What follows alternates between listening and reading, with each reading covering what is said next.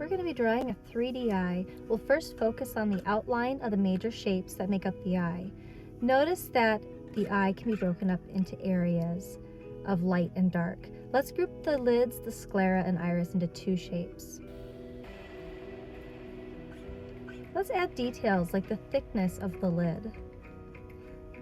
We're also going to look at the eyelids and eyebrows at this stage and just start to carve these areas out. At this point, we're trying to simplify the eye into individual planes. Planes are regions that are affected by light, so we'll be looking for differences between light and dark. When we add the iris, remember that the eye tucks underneath the upper lid, but the pupil should still be in the center. Let's shade in two different values now, creating a pattern of light versus dark.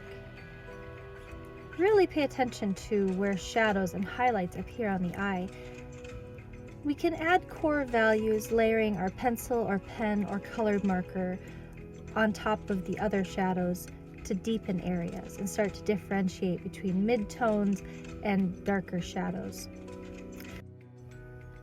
Essentially, by layering your color or pencil, you're just going to be adding more depth. Do take time to blend and smooth as you work.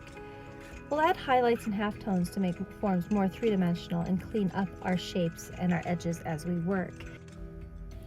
Try lifting the graphite out to produce stronger highlights, or try layering acrylic paint or other colors on top to see what interesting combinations you come up with. I'm smoothing those hard edges now and just blending them in.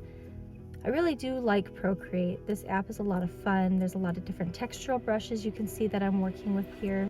The skin and eyebrow brushes I actually got from an artist called Hey Mary Jane. When you're doing your eyelashes, make sure you curve them. We're going to focus on really adding more dimension this way to our eyes. So I've been working in this fun palette of cool blues and reds, and now I'm layering on a translucent orange, some translucent blues. I'm really working with contrasting colors to bring my skin tone to life. And this is a fun sparkle brush I like to add. It's called Glimmer.